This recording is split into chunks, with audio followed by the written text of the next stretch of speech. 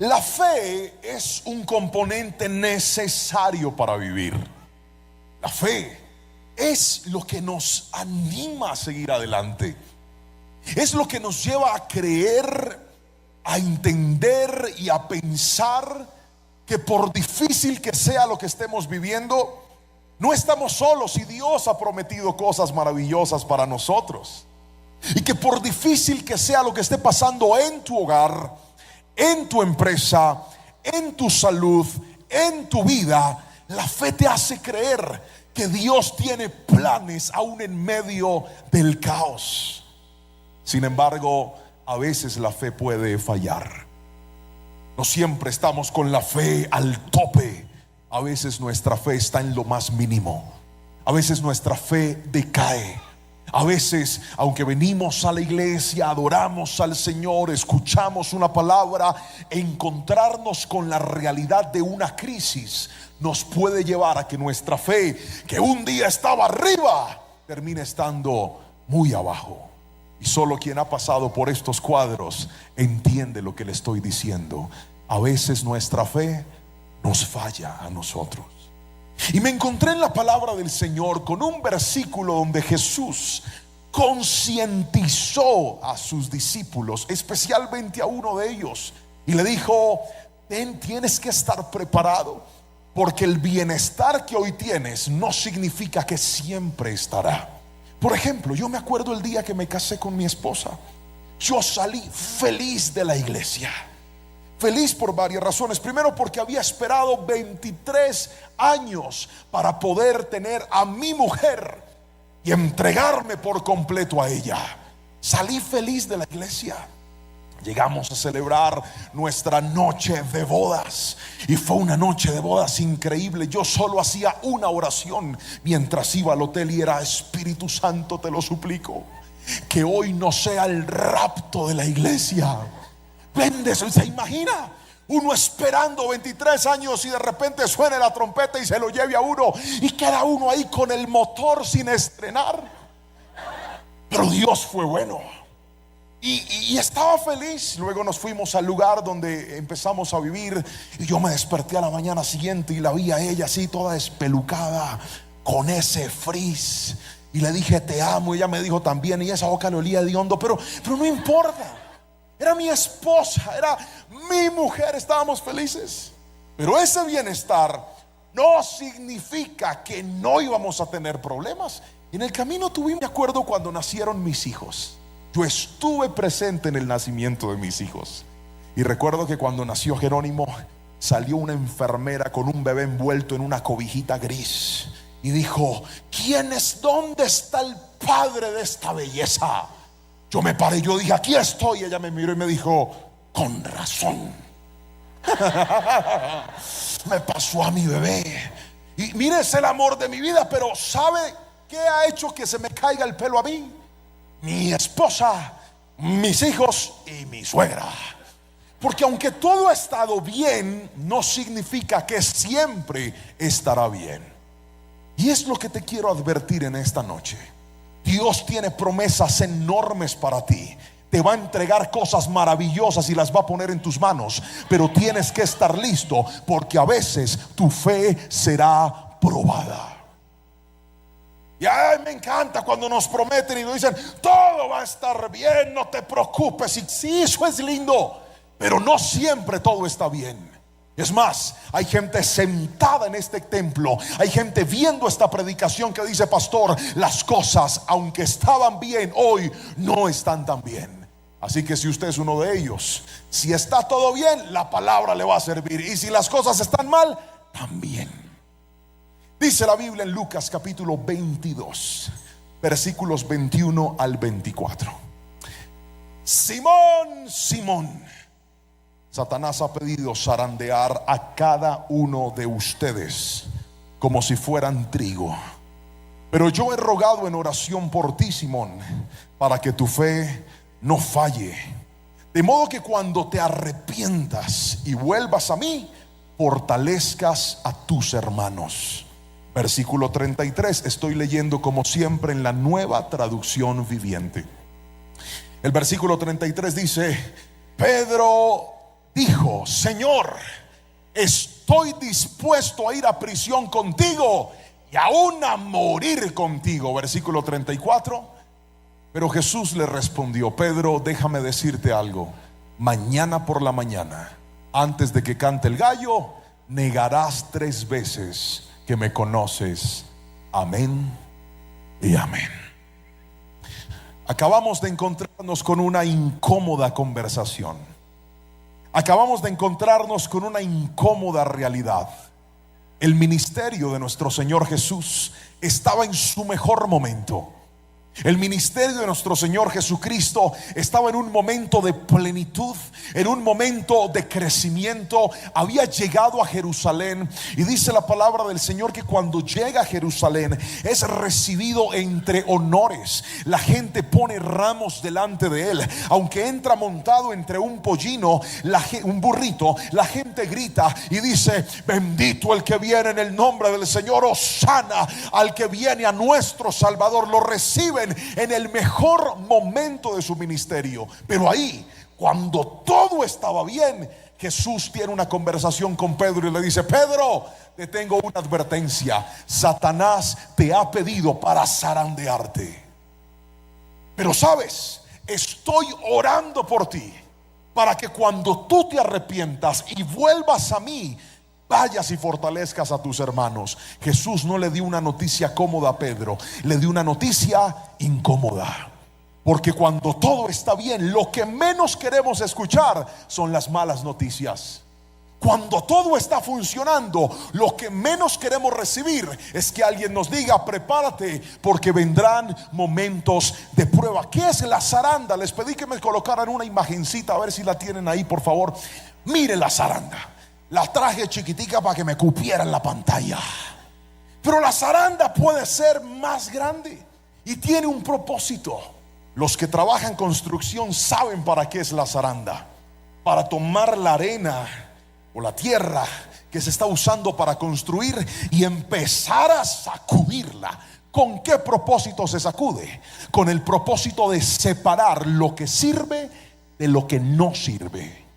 Con el propósito de desligar las mezclas que no le hacen bien al proyecto con el cual se va a construir. Un buen constructor sabe que para poder levantar una buena columna necesita zarandear para sacar la basura, para sacar lo que no está bien. Y aquí es donde viene una noticia con la que quiero que te reconcilies. Dios, cuando te ve a ti, no solamente está viendo tu historia, Dios está viendo un proyecto contigo. Dios está viendo un proyecto con tus hijos. Dios está viendo un proyecto con tu ministerio. Y antes de Dios empezar a construir un nuevo nivel contigo, Dios va a permitir que la zaranda venga. Pastor, pero yo siento que hay cosas que voy a perder en la zaranda. Yo siento que hay cosas que se me van a ir en la zaranda. Claro que sí, porque Dios va a separar lo que sirve de lo que no sirve. Y aunque sientas que muchas cosas se van a perder, de algo puedes estar seguro: el que es probado por Dios va a tener que atravesar un momento difícil, pero después de ese momento difícil va a haber la recompensa de un Dios que hace cosas grandes aún en medio de los más profundos dolores. Si alguien me está entendiendo, por favor dígame un fuerte amén en esta noche y alabe a Cristo y dígale: Señor, aunque sea difícil, hoy sé que seré probado. Y entonces Jesús, advirtiéndole a Pedro, y le dice: Pedro, te van a zarandear. Ahora, pastor, pero Dios, ¿para qué hace eso? Si Dios sabe que eso es difícil, ¿por qué nos pone a vivir eso? La razón es esta: cuando algo va a pasar de un nivel a otro, de una mano a otra, antes de poder entrar en esa nueva dimensión, en esa nueva etapa, en ese nuevo asignación de Dios, tiene que ser probado. Déjeme darle un ejemplo para que esto sea más sencillo. ¿Cuántos alguna vez han comprado un carro usado o una moto usada? Levante la mano, por favor. Muy bien. Cuando usted va a comprar un carro, lo primero que usted necesita es tener el dinero para poder hacerlo. Supongamos que usted tiene sus ahorros, un préstamo, algo de dinero. Entonces usted empieza a buscar el carro que se quiere comprar. Cuando usted encuentra el carro y usted lo ve, ¿usted rápidamente lo compra o antes de comprarlo lo prueba? Muy bien. Usted puede que el carro se vea espectacular, pero no vas a poner el dinero que con esfuerzo has conseguido en algo que no estás seguro que en realidad está funcionando. ¿Por qué razón? Porque antes de que ese carro pase a unas nuevas manos, debe verificarse que en realidad funcione y que esté bueno. Tengo un familiar que trabaja con oro y hace un tiempo me llevó a un lugar donde fundían el oro. Fuimos, yo entré a ese lugar y de repente, mientras que estábamos ahí, va llegando un señor con un lingote de oro de este tamaño, grande, pesado, y le dice al orfebre que estaba ahí, le dice: mira, te lo vendo. Y él dijo: ok, déjame, lo voy a probar. Va sacando aceite y un soplete de fuego y se lo pone, le abre un hueco y empieza a probarlo. Yo lo primero que dije: este señor va a dañar eso. Pero no, una vez él lo probó y verificó que en realidad era oro, va sacando una cantidad de dinero, pero altísima, para comprar aquel lingote que le fueron a vender. ¿Sabe qué significa esto? Que nadie accede a algo nuevo si antes no lo ha probado. Cuando Dios te va a llevar a un nuevo nivel, primero te prueba. Cuando Dios te va a poner en una nueva etapa, primero te prueba. Y hay gente que no entiende, dice: pastor, yo estoy pasando por una prueba en mi familia que yo no creo que vaya a resistir. Hermano, déjese zarandear, que si Dios lo mete en ese proceso es porque está diseñando algo nuevo y algo mejor para usted. Usted, el proceso le está diciendo: voy a perder todo, y Dios dice: tú no has entendido que es que tengo algo más grande preparado para ti. Pero antes de llegar a ese nivel, Dios te va a probar. Dígame amén si me está entendiendo. Entonces, siendo conscientes de estas dos realidades, ¿cuáles, pastor? La primera, que Dios nos va a probar, seremos zarandeados. Y la segunda es que cuando Dios hace eso, es porque quiere llevarnos a un nuevo nivel. La pregunta es: pastor, ¿cómo hago para que no me falle la fe? Porque es que se oye muy bonito lo que le estoy diciendo. Sí, Dios nos va a llevar a un nuevo nivel, pero el que está pasando por la prueba no lo siente de esa manera. El que está pasando por la prueba siente dolor, siente incertidumbre, siente que no hay nada que hacer, siente desesperanza, siente frustración, siente despropósito, siente dolor en la vida. Y ahí es donde la fe empieza a flaquear. Pero la Biblia, dueña de toda la verdad, nos dice cómo hacer o qué deberíamos hacer para que no falle la fe. Y es lo que le voy a explicar en los próximos minutos. ¿Está listo para aprenderlo? Escriba, por favor. Primero, ¿qué hacer cuando te falle la fe? Primero, no te dejes llevar por la emoción. Es el primer consejo que le quiero dar. No te dejes llevar por la emoción. El versículo 33 dice que una vez Jesús se encuentra con Pedro, le dice: Simón, Simón, Satanás te ha pedido para zarandearte, pero yo he rogado por ti para que cuando falle tu fe y vuelvas a mí, te arrepientas, seas de fortaleza para tus hermanos. ¿Y sabe cuál es la respuesta de Pedro? Pedro le dice: no, así me tenga que ir a la cárcel, incluso aunque me tenga que morir contigo, ahí voy a estar. ¿Sabe qué es eso? Una emoción. ¿Por qué las emociones son tan peligrosas, pastor? Escuche esto. Pedro se apresuró a hablar. Cuando Dios le estaba hablando, la tarea de Pedro no era reaccionar, la tarea de Pedro era pensar. La gente emocional no piensa antes de hablar. La gente emocional no piensa antes de actuar. La gente emocional reacciona y después piensa. Les voy a contar una historia, algo que me pasó con mi esposa cuando éramos novios. Yo debo reconocer que yo era bien inmaduro en ese tiempo, pero bastante inmaduro.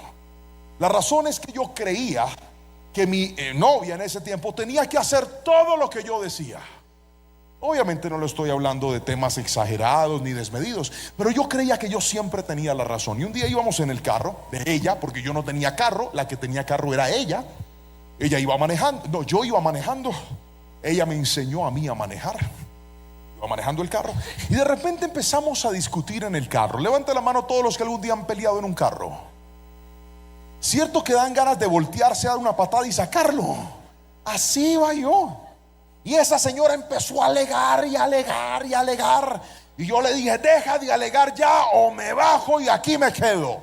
Y me dice, haga lo que quiera. Entonces, cuando tú le das carne a una persona emocional, el emocional no responde con madurez, responde con inmadurez. Y yo dije, pues abajo, llegué a un semáforo, frené el carro, lo apagué, me bajé y cerré la puerta y me fui.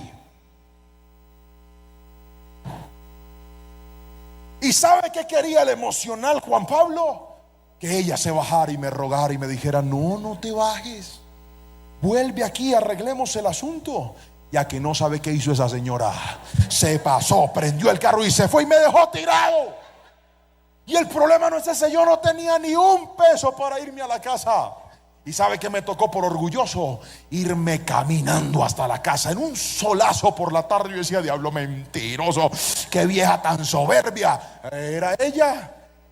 El soberbio era yo, pero el emocional no sabe gestionar sus propias emociones y vive culpando a los demás de sus inmadureces. Aunque no me diga amén, así es. La gente emocional no sabe tramitar lo que siente en los momentos de presión. No sabe gestionarlo. Y quiero que escuches esto. Cuando las crisis vienen, lo que menos debes escuchar son tus emociones. Porque en las crisis, las emociones pueden llevarte a pensar dos cosas: o a pensar que todo va a estar bien, o a pensar que todo va a estar mal. Por ejemplo, el caso de Pedro fue que cuando Jesús le dice, Pedro, Satanás te va a zarandear, Pedro dice, pues no, yo voy a estar aquí. Y terminó fallando, porque él dijo, todo va a estar bien, yo voy a ser capaz. Y la Biblia constantemente insiste en que nosotros no nos debemos jactar del día de mañana, porque no sabemos qué va a deparar. Y el Nuevo Testamento tiene un texto que a mí me encanta. Dice la palabra del Señor, el que crea estar firme, mire que no caiga. ¿Por qué razón? Porque a veces las emociones nos llevan a confiarnos, y por confiados cometemos errores. Pero no solamente lleva a confiarnos, a veces las emociones pueden llevarnos también a desconfiar. Y muchas personas en medio de las crisis, de las zarandas, la emoción le dice, abandona esa familia, abandona tu hogar, vete y no mires hacia atrás, deja tirado a ese esposo, deja tirada a esa esposa, deja abandonados a esos muchachos que ya están bien grandes, a ver si aprenden a valorarte. Ten mucho cuidado, porque las emociones son malas consejeras. Me pasó en estos días. En enero mi carro me pidió cambio de batería, entonces yo le compré una nueva batería. La compré, me costó un poco más de $100.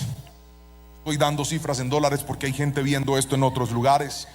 Así que me costó esa cantidad, yo la compré, se la puse al carro. Y en estos días estaba en uno de mis viajes cuando mi esposa me dice, mi amor, el carro no prende.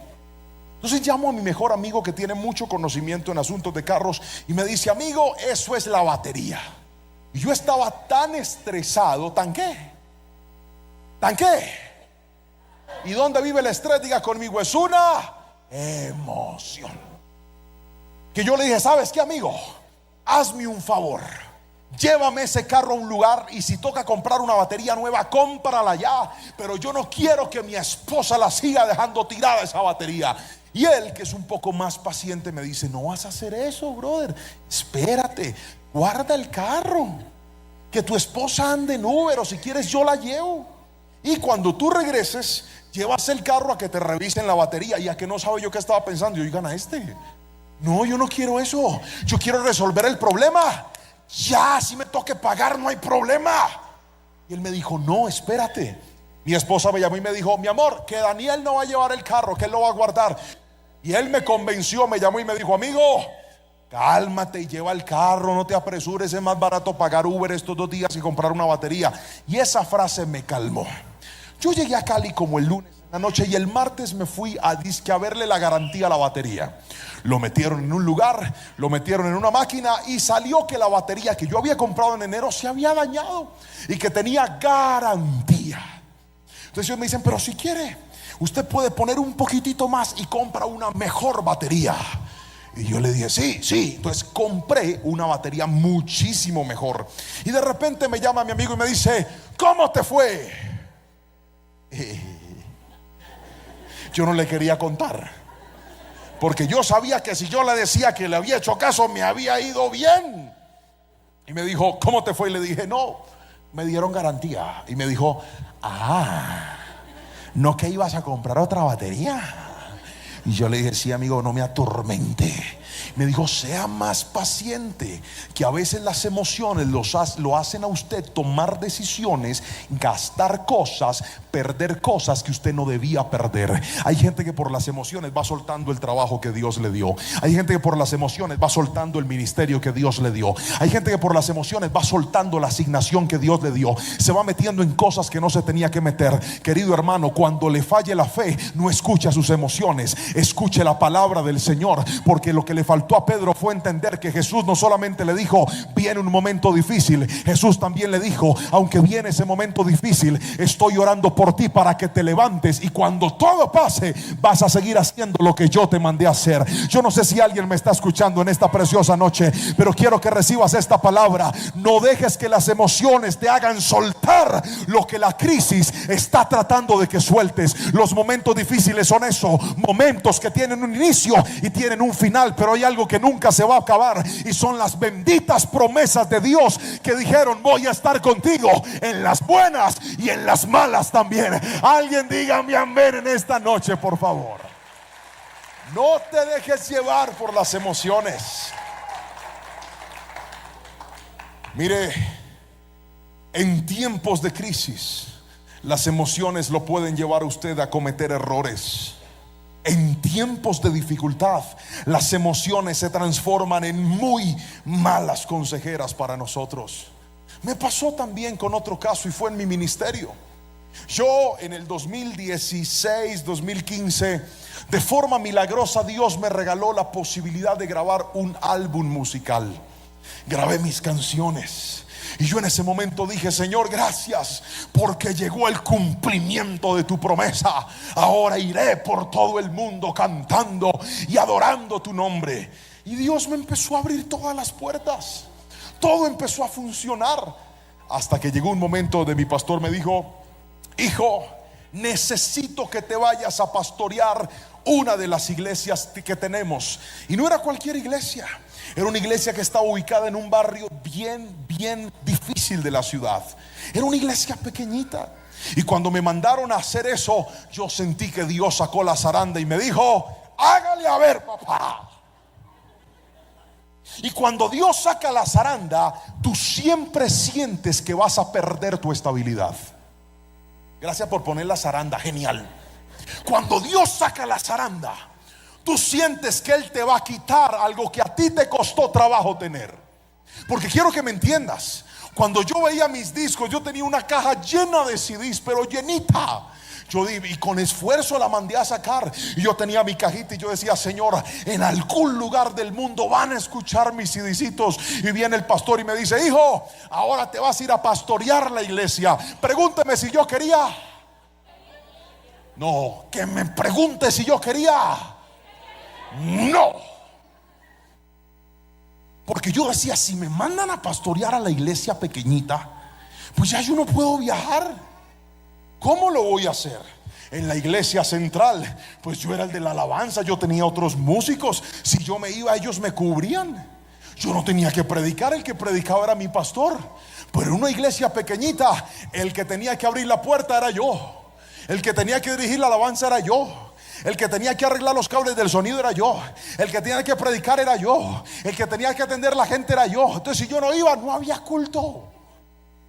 Y yo dije, ¿cómo lo voy a hacer, Señor? Y yo no había entendido que en ese momento Dios estaba colocándola.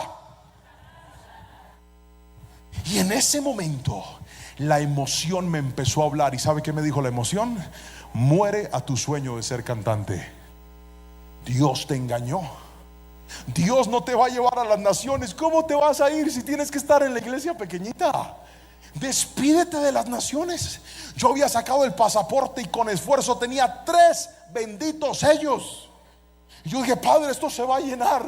y la iglesia, las emociones me dijeron: olvídate de eso, ahora tienes que ser el pastor de una iglesia pequeñita. Pero ¿sabe qué pasó en ese momento?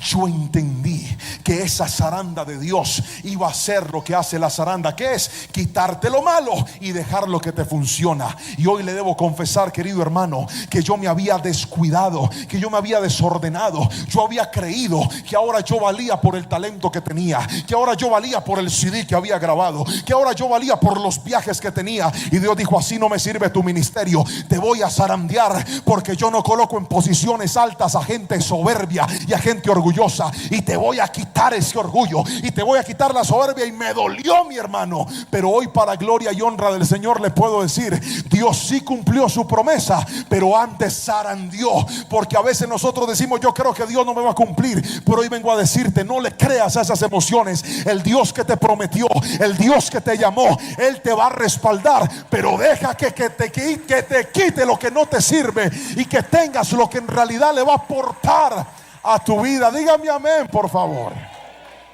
Ahora, déjeme mostrarle entonces lo segundo que hay que hacer cuando nos falla la fe, y es esto. Escríbalo, por favor: vuelva a la oración. Otra vez, vuelva a la oración. El versículo 32 dice lo siguiente: pero yo, hablando Jesús, he rogado en oración por ti, Simón, para que tu fe no falle. Querido hermano, Jesús le advirtió a Pedro la solución en medio de la crisis y le dijo: Pedro, viene un momento difícil, pero estoy orando por ti. Viene un momento difícil, pero es la oración la que te va a levantar.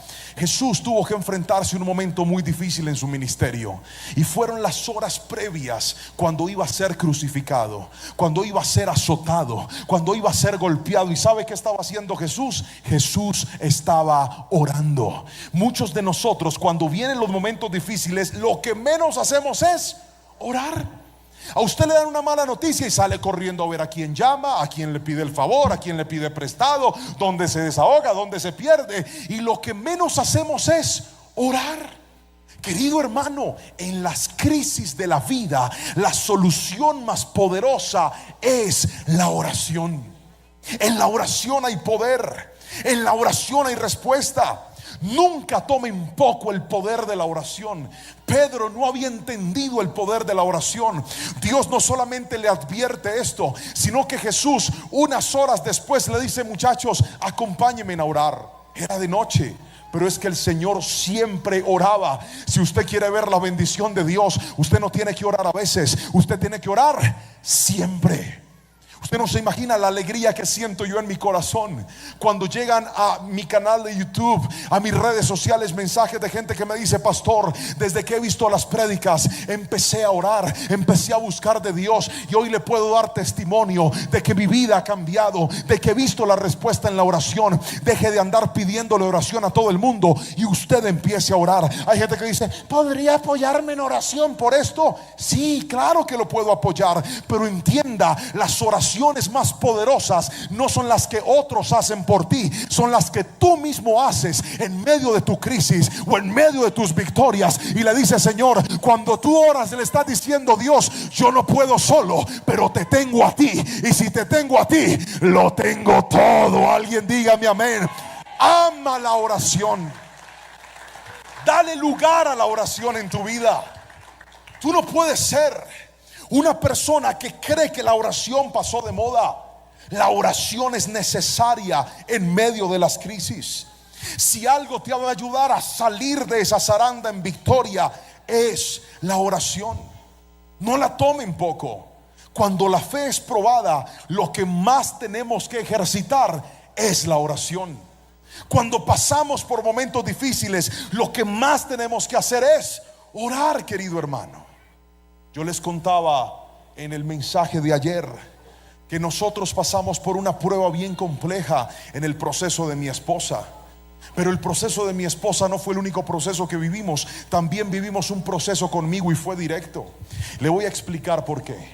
Cuando mi esposa iba a renunciar, yo tenía un plan, porque yo soy una persona muy organizada. A mí no me gusta lanzarme en cosas que no sé cómo van a salir. Es más, escribí hace poco una prédica que se llama Los planes bien pensados. No sé cuándo la voy a predicar, pero algún día tal vez la van a ver.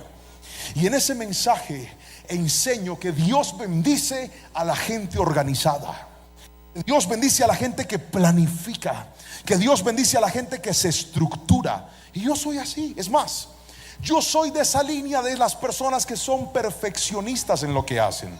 ¿Alguien me entiende aquí? Voy a darle una frase del perfeccionista, y si usted piensa igual, es probable que usted sea como yo. Es que si no lo hago yo, no queda bien hecho. Levante la mano, yo lo veo. Pero bien arriba, levanten las dos que se vean más. Bueno, si no se echó desodorante, me la levanta hasta aquí, por favor. Todo el que dice, pastor, si no lo hago yo, eso no queda bien hecho. Ahora yo lo veo, levante la mano.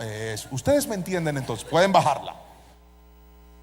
Entonces, en ese cálculo y en esa programación de vida, yo dije, ya sé, para que mi esposa deje de trabajar, necesitamos seguir contando con la bendición que Jehová de los ejércitos por su misericordia nos dio a través del ingreso de las redes sociales. ¿Cómo funcionaba eso, pastor? Explíqueme. Pues yo era el pastor de jóvenes de la central. Todas las semanas predicaba en el culto de jóvenes, y a veces mi pastor me permitía predicar en la iglesia en los cultos principales, un miércoles o un domingo. Cuando yo terminaba de predicar, los muchachos de audiovisuales me decían, pastor Juanpa, aquí está la predicación. Yo tomaba la predicación que había nacido en la presencia del Señor, la editábamos, la subíamos y estaba hecho. Todo estaba resuelto. Las cámaras de nuestra iglesia son cámaras súper costosas. La calidad de la imagen era espectacular. Yo estaba cómodo. Diga conmigo, cómodo. Otra vez, diga comodidad. No, pero repítalo fuerte. Yo sé que hay gente que no se alcanzó a cepillar, pero tápese la boca y diga comodidad. Otra vez, 1, 2, 3. Comodidad. Entonces yo me planifiqué. Yo dije, ya sé, mi esposa deja de trabajar, bendito sea el Señor, ya no voy a tener a la empresa de mi esposa, pero Dios me dio a YouTube. Aleluya.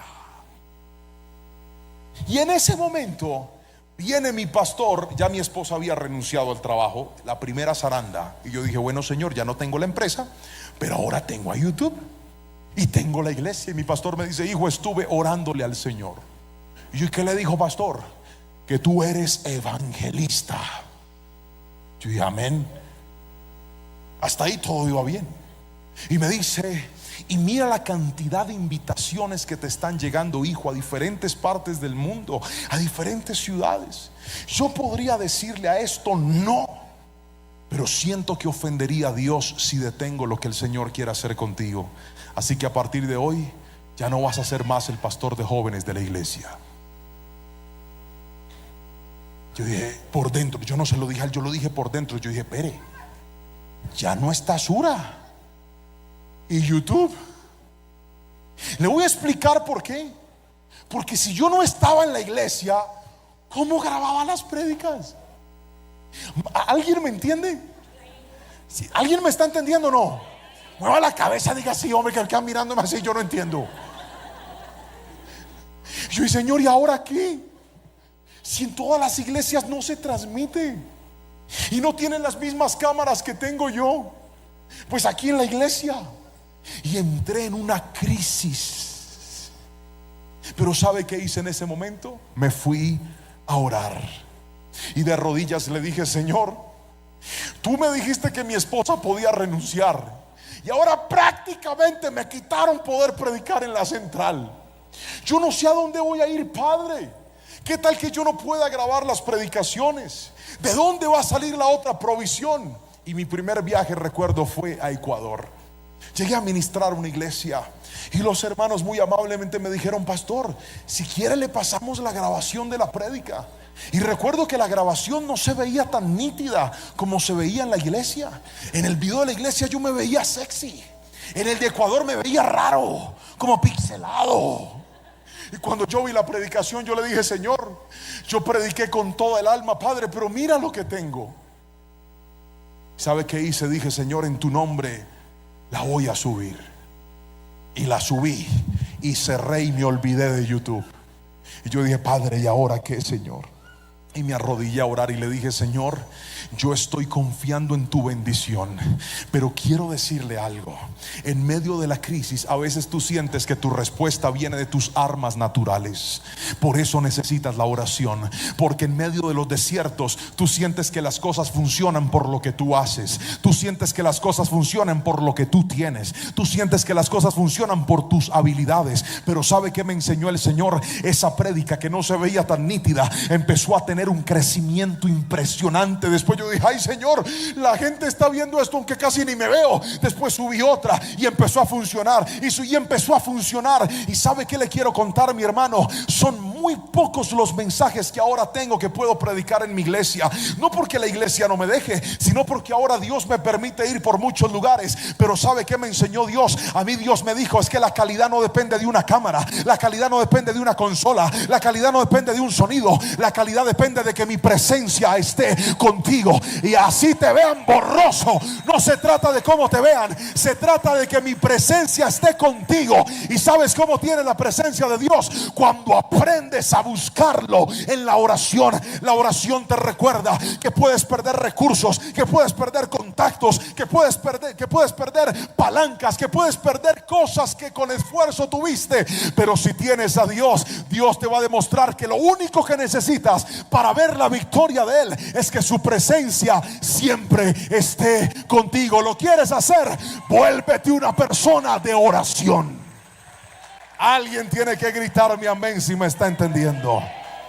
Hay batallas que solo ganarás con oración. Hay problemas que estás viviendo hoy que solo saldrás de ellos cuando vuelvas a orar. Ahí vas a ver la victoria. Pastor, ¿y eso cómo funciona? Arrodíllese, enciérrese en su cuarto, ponga algo de música, pero no música fea, música que honre al Señor. Póstrese y dígale: Señor, yo tal vez no soy el que más sabe orar, tal vez no soy el más cristiano de la iglesia, tal vez no soy el mejor, no tengo el gran conocimiento, pero yo aprendí en un culto allá en la iglesia que tú respondes al que ora y al que clama. Y vengo hoy a pedirte: Señor, dame la mano, ayúdame, Espíritu Santo, porque yo solo no puedo, porque en mis fuerzas no soy capaz, porque a veces he querido salir corriendo, porque a veces he querido huir, porque mis fuerzas se están desgastando, porque lo que tenía se me está perdiendo. Pero yo creo tu palabra, y tu palabra me enseñó que si tú estás conmigo en medio de la aflicción, tú eres todo lo que yo necesito. Y cuando empieces a hacer eso, vas a ver la mano poderosa de Dios. Ese día que yo oré y me paré de orar, ¿sabe qué pasó? ¿Sabe qué pasó? Nada. Cuando yo me paré de orar, todo seguía igual. Por eso cuando tú oras, tú involucras a Dios en tu desierto. Cuando tú oras, tú involucras a Dios en tu vida. Y era decirle: Señor, ya yo no voy a pelear solo, ahora tú vas a estar conmigo, ahora tu presencia va a estar conmigo. Y hay gente que toma en poco el poder de la oración, pero cuanto más ores, más vas a agudizar tus oídos y vas a escuchar tarde o temprano la voz de Dios diciéndote: no temas, yo te ayudo, no temas, yo estaré contigo. Y empecé a ver la mano de Dios de una forma sobrenatural cuando entendí que por estar afanado en mis éxitos, que por estar afanado en mi trabajo, que por estar afanado en lo que Dios me había asignado, estaba haciendo mucho pero orando poco. Y así no diga amén. Hay gente aquí que tiene tiempo para todo pero no para orar. Y por eso la zaranda te dobla hasta el suelo y te dice: ¿oras? ¿Oras? ¿Me buscas o me buscas? Es más, hay gente viendo predicaciones porque la vida se le desbarató. Hay gente congregándose porque Dios lo metió en la zaranda y siente que está perdiendo todo. Pero ¿sabe cuál es la buena noticia? Que Dios no permitió eso para tu destrucción. Dios permitió eso para tu bendición. Y Él te va a levantar y tu vida de oración se va a fortalecer. Y ¿sabe qué aprendí hoy en día? Que lo más importante no es qué cámaras están al frente, que lo más importante no es en qué iglesia estoy parado, que lo más importante es cuánto tiempo estoy pasando en la presencia del Señor. Porque en la oración Dios te responde, en la oración Dios te recuerda. recuerda que no se trata de lo que tú puedes hacer, sino de lo que Jehová de los ejércitos hará con aquellos que claman día y noche. Alguien grite mi amén si lo cree, por favor. Vuelva a la oración. Vuelva a la oración. Dele lugar al Señor. Levántese temprano y ore. Cuando vaya en su carro, ore, pero con los ojos abiertos. Padre, en el nombre, de pronto cuando los abra está en el cielo. Ore con los ojos abiertos. Cuando vaya manejando, dígale: Señor, pongo este día en tus manos. Bendíceme ahora en el trabajo. Que tu gracia esté conmigo. Hay gente que va a pensar que estás loco, que piensen lo que se les dé la gana, pero dale lugar a Dios en tu vida. Cuando estés desayunando, estés preparando la comida, ora. Y mientras haces ese sancocho, dile: Padre, que tu presencia esté conmigo. Mientras asas la carne, dile: así como se asa esta carne, asa mi naturaleza, Espíritu Santo.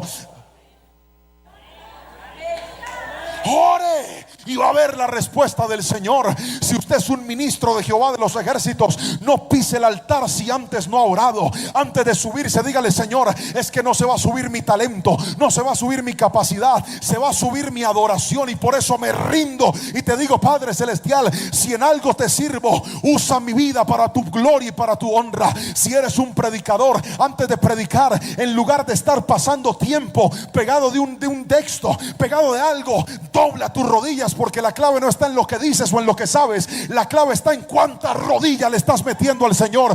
Dios respalda a la gente de oración. Dígame amén, por favor. Ore. Pedro no oró. Jesús le dice unas horas después: velen y oren conmigo para que no caigan en tentación. Se los llevó al monte a orar, al huerto de Getsemaní. ¿Y sabe qué hizo Pedro? Se acostó a dormir. Mucha gente sabe por qué no ora: porque tienen tiempo para dormir, para TikTok, para sus redes, para Netflix, para Instagram, para hacer cualquier otra cosa menos para orar. Y por eso a veces Dios va a permitir que entres en ciertos desiertos, para que te des cuenta de que nada de lo que haces te logra llenar la vida, excepto tocar el trono del Señor con la oración. Aprende a orar, enséñale a tus hijos a orar. Mi esposa es una mujer de oración, ora tanto que cuando la ponemos a orar por los alimentos se nos enfrían. Mi esposa le encanta orar. ¿Y sabe? Ella decidió hacer su devocional todas las noches en el cuarto con mis hijos. Ella entra y se encierra y este es mi cuarto de guerra, y empieza a orar, y yo la escucho y ora y ora y ora y ora, y esos niños empiezan a orar con ella y se quedan dormidos. Cuando vamos en la mañana al colegio, lo primero que ella dice es: vamos a orar. Y esos niños van ahí: ¿qué hubo? ¿Qué vamos a orar? Y ponen las manitos así y empiezan a orar. ¿Sabe qué es eso? Enseñarle a nuestros hijos que la vida no se trata de lo que nosotros podemos hacer, se trata de lo que Dios va a hacer también. Y si quieres ver la mano de Dios, tienes que volver a la oración. Tienes que recuperar esa vida de oración. Hay desiertos que te están mostrando que estabas tan ocupado en todo que se te olvidó orar. Pero si quieres que tu fe se fortalezca, tendrás que volver a la oración. Pero ahora déjeme mostrarle lo tercero y último, porque con esto voy a orar por aquellos que dicen: pastor, mi fe ha fallado.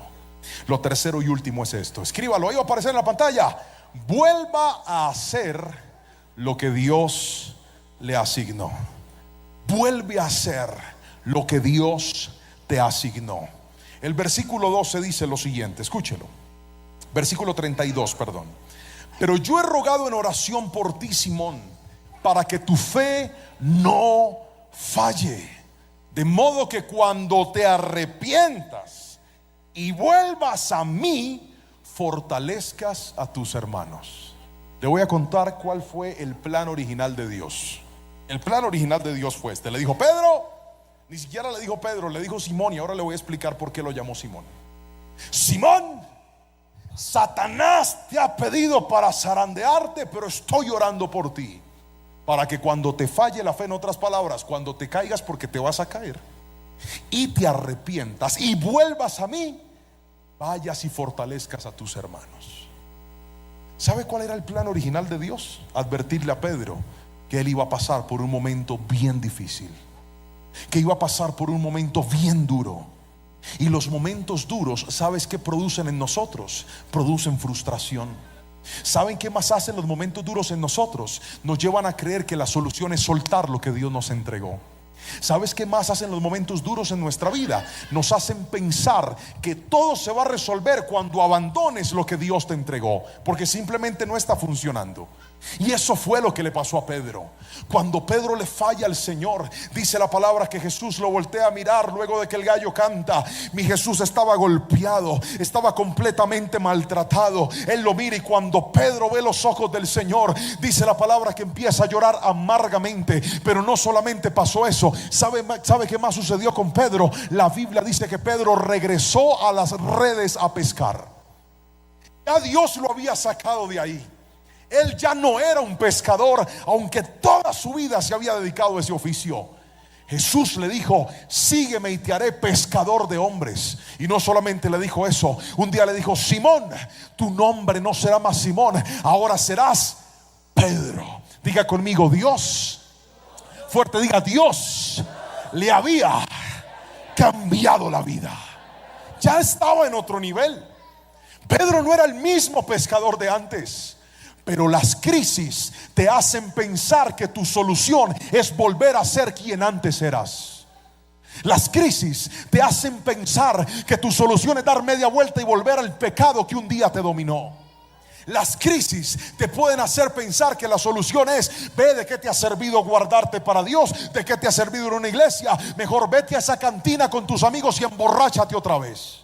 Las crisis te hacen pensar que vas a solucionar todo volviéndote a meter a lugares donde Dios te sacó. La crisis te hace pensar que tienes que regresar con ese exnovio o con esa exnovia que lo único que hacías era pecar y fornicar. Pastor, es que, y yo no estoy bravo, sino que yo predico así. ¿Sabes qué necesitas hacer cuando tu fe sea aprobada?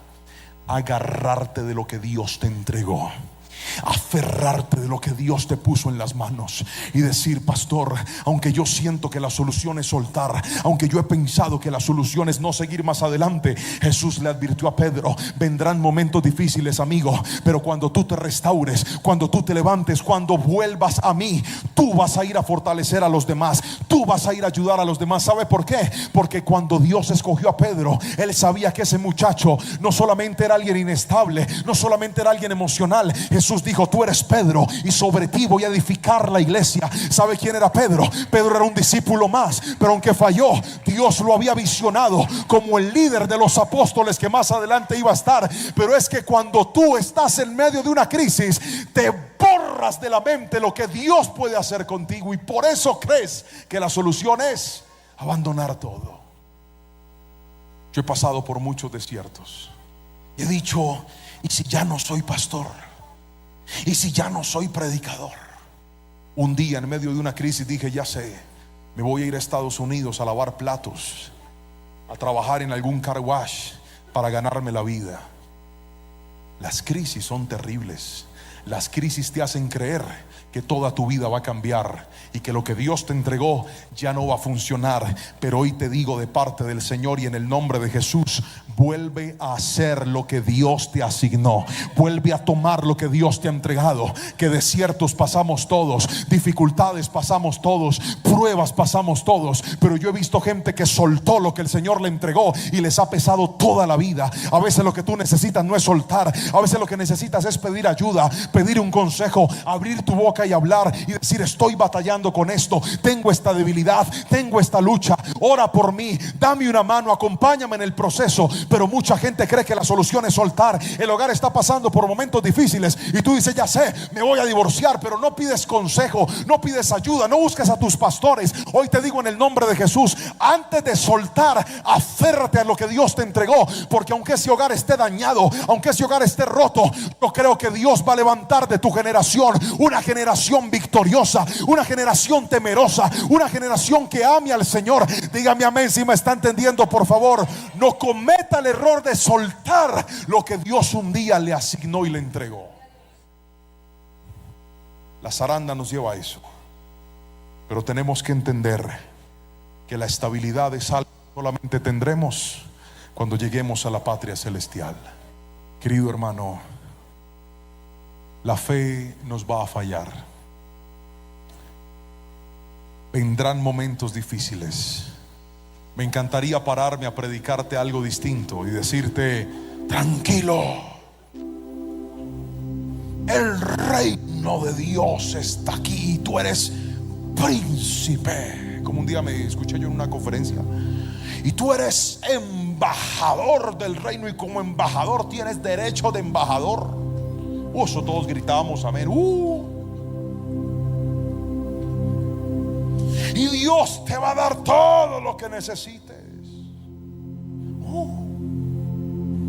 Y el día que esa esposa se desconfigure, Dios la va a poner en su sitio. Y cuando haya necesidad, vas a abrir la nevera y la vas a ver llena milagrosamente. Pero hoy vengo con noticias distintas, y las dijo el mismísimo Jesús, y fueron estas: en el mundo tendréis aflicciones. Así que mi intención hoy no es prepararte para que nunca vengan momentos difíciles. Mi intención hoy es darte herramientas para que cuando venga la zaranda, no dejes que tus emociones te controlen y te dominen.